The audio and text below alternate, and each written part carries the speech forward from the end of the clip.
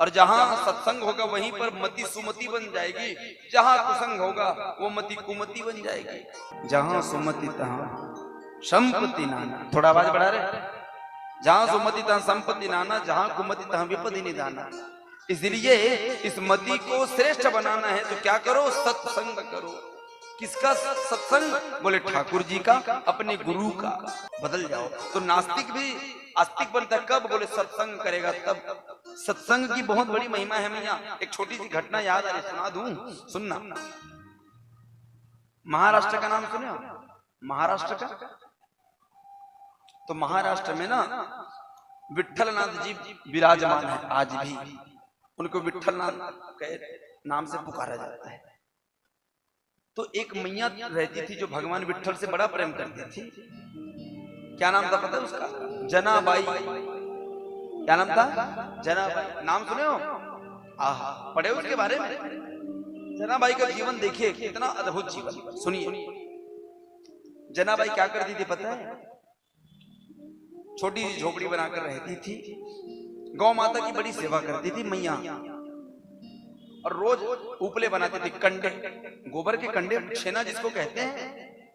और उसी छेना से अपने घर की रसोई पकाती थी।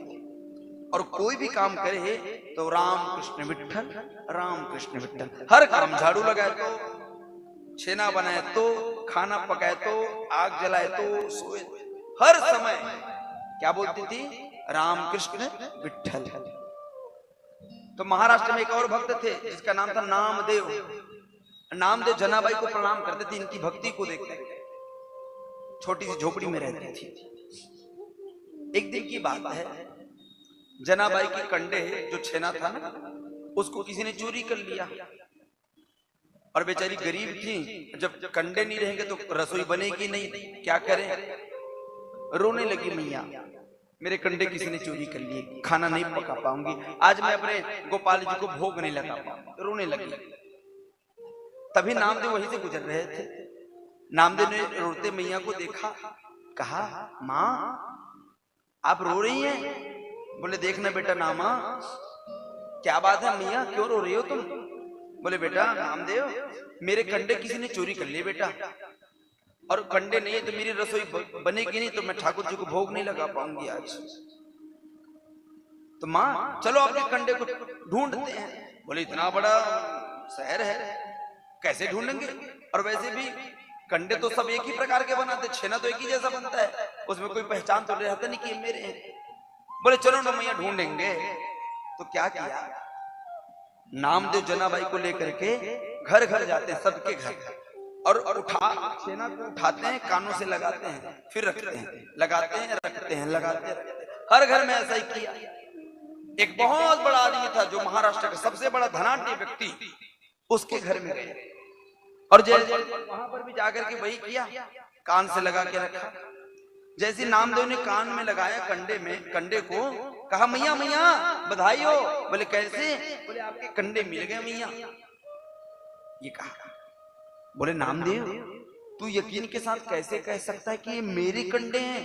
मेरा तो कोई बनाने का स्पेशल तरीका भी नहीं है, कैसे कह सकता है कि ये मेरा है? कैसे? बोले मैया ये पक्का तुम्हारी कंडे। इतने में वो सेठ आ गया, घर का मालिक। बोले नामदेव झूठ बोलता है, मैं इतना बड़ा आदमी हूं, मैं ये कंडे का चोरी करूंगा? तुम्हें लज्जा नहीं आती? मुझ पर आरोप लगाते हैं। बोले सेठ अगर तुझे लगता है कि तूने चोरी नहीं किया है, इन कंडों को अपने कान से लगा के देख। कहा, और जैसे ही कंडे को वो सेठ कान से लगाया, उस कंडे से आवाज आ रही थी, क्या? राम कृष्ण विट्ठल, राम कृष्ण विट्ठल। मैया इसी ने चोरी की है। तो बोले कैसे? बोले मैया तू भी तो कान पे लगा के देख। मैया जनाबाई ने जैसे कंडे को कान पे लगाया तो मैया के कान में भी आवाज जा रहा था, राम कृष्ण विट्ठल, राम कृष्ण विट्ठल। और नामदेव रोने लगे और हंस भी रहे थे। बोले मैया तेरी भक्ति को तो मैं प्रणाम करता हूँ। बोले कैसे नामा, मेरे अंदर तो भक्ति के गुण भी नहीं, मुझे भक्ति करनी नहीं आती। बोले मैया तेरी भक्ति तो बहुत ऊपर की है। बोले कैसे? बोले मैया तूने राम कृष्ण विठल का नाम इतना गाया कि आज इस निर्जीव कंडे में भी तुम्हारी भक्ति ने, तुम्हारे सत्संग ने प्राण डाल दिए, और वो कंडे ने राम कृष्ण विठल गाया। ये सत्संग की महिमा ही कैसी है भैया, बताओ। सत्संग से वो निर्जीव में भी जीव आ गया, और वो क्या गाने लगा? राम कृष्ण विठल। इसलिए सत्संग की महिमा अनमोल है।